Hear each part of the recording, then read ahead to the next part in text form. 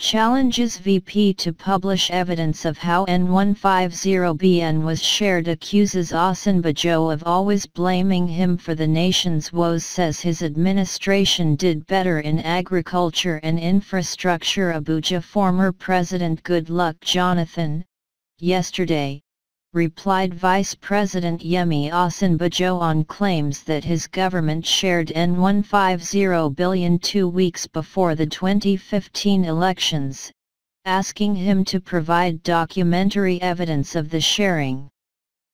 The Vice President had at the 7th Presidential Quarterly Business Forum for Private Sector Stakeholders at the Conference Center, Old Banquet Hall, Presidential Villa, Abuja, on Monday, said, in one single transaction, a few weeks to the 2015 elections, sums of $100.289 million were just frittered away by a few.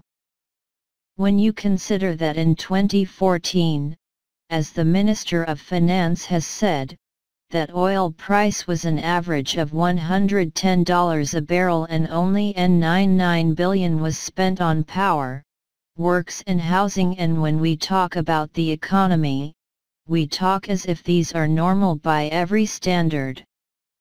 Nobody should talk about the economy when you have this kind of huge leakages and huge corruption that completely makes nonsense of even what you are allocating to capital projects. We saw from the presentation of Minister of Finance that N14 billion was spent on agriculture in 2014, transportation N15 billion, so the total spent on infrastructure in those 3 years was N153 billion, and in 2 weeks before the elections, N150 billion was essentially shared. So if your total infrastructure spending is N153 billion and you can share N150 billion, that is completely incredible. That sort of thing doesn't happen anywhere else in the world. And when we are talking about the economy, we must simply understand that it is the problem. But responding to the allegation, media aide to former President Jonathan, Reno Omakri, noted in a statement, yesterday, that the Vice President, being a professor of law, must know that he who alleges must also prove, in order to be taken seriously. He said, "My attention has been drawn to rehashed lies in the media by the Vice President, Professor Yemi Osinbajo, against the person of former President Jonathan. On this most recent allegation by Vice President Osinbajo, let me state categorically that former President Jonathan did not share N150 billion 2 weeks to the 2015 election. If Professor Osinbajo has proof that former President Jonathan did so, then we challenge him to publish his proof. He is a professor of law and ought to know that he who alleges must prove according to him." The statements credited to Osinbajo not only represented deliberately twisted facts and figures but has also exposed the nation's second citizen as a man incapable of telling the truth in matters relating to the former president. He said further, only on October 20, 2017, Vice President Osinbajo was in Anambra State where he said that the present administration had paid $2 billion for the second Niger Bridge. I personally exposed that lie and forced the presidency to issue a clarification. The money released was N2 billion and it came from the Sovereign Wealth Fund set up by the Jonathan administration, which the APC resisted and challenged in court. Even after Jonathan left office, it is still monies that he left behind that the Buhari administration is using. It will also be recalled that in February 2016, the vice president again lied when he claimed that both the Jonathan and Yar'Adua governments did not build a single road. This fact was easily disproved when even members of this administration, including Obasanjo's boss, President Buhari, began commissioning projects, including roads built by the Jonathan administration.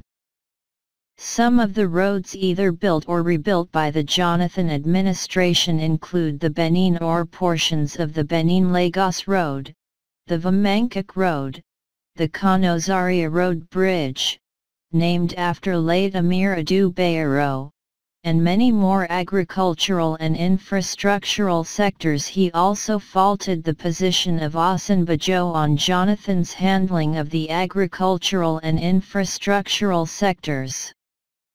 It is a lie that the Jonathan administration spent only N14 billion on agriculture and N153 billion on infrastructure in 3 years as alleged by Obasanjo. The Jonathan administration budgeted and spent over $10 billion on infrastructure in the 5 years between May 6, 2010 and May 29, 2015. The single most expensive and valuable project built in Nigeria in the last 20 years is the $1.8 billion Abuja-Kaduna 187 km superfast railway that enables Nigerians work in Abuja and live in Kaduna. This project was built and completed by the Jonathan administration. Also, former President Jonathan revived railways in 5 of the 6 geopolitical zones and restored direct rail services from Lagos to Kano, Port Harcourt to Maiduguri and Makurdi to Gom. In contrast, the Buhari administration, which in less than 3 years, has borrowed more money than the PDP borrowed in 16 years, cannot point to even one major project they have started and completed. Both President Buhari and Vice President Obasanjo keep accusing the Jonathan administration of being corrupt and claim that they run an anti-corruption government. If this is true, how come Nigeria made her best ever improvement in Transparency International's Corruption Perception Index under former President Jonathan in 2014 when we moved 8 places forward from 144 to 136, and why have we made our worst ever retrogression in the Corruption Perception Index under President Buhari, moving 12 places backward from 136 to 148 in 2018. The truth is that Vice President Obasanjo continues to make these discredited comments because he is a man promoted above his competence, Omakri alleged. Obasanjo on corruption, describing corruption as a cankerworm that had become systemic in the country, he said, "I do not think that any consideration about our economic development can be properly and honestly done without fully analyzing corruption, especially grand corruption, in the public finance space. You see that despite record high levels of oil prices, very little was invested in infrastructure and a record level of leakages was recorded in the past few years. This is the fundamental issue in our economy. Corruption affects everything. It affects even judgment as to what sort of infrastructure to put in place or whether infrastructure will ever be complete. It is so fundamental that we can't even think of our economy without thinking of what to do about it. Sometimes when we talk about our economy, we talk about the fact that we have relied on single commodity, and that is one of the reasons we are where we are. Yes, that's quite true, but the fact is that proceeds from that single commodity were regularly hijacked consistently by a few. That is really the problem. If we had spent the proceeds from that single commodity the way we ought to, we won't be where we are today. Most of the proceeds went to rent seekers in the industry and production. For example, I am sure many of us are familiar with the so-called Strategic Alliance contract with the NNPC and NDDC. The promoters of the companies made away with close to $3 billion, almost a tenth of our reserves.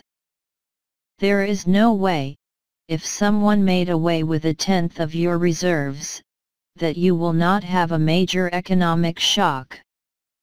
And if we don't deal with it, if we don't talk about it, how will we be able to discuss our economy in a real honest way, with a view to ensuring that these things do not happen again?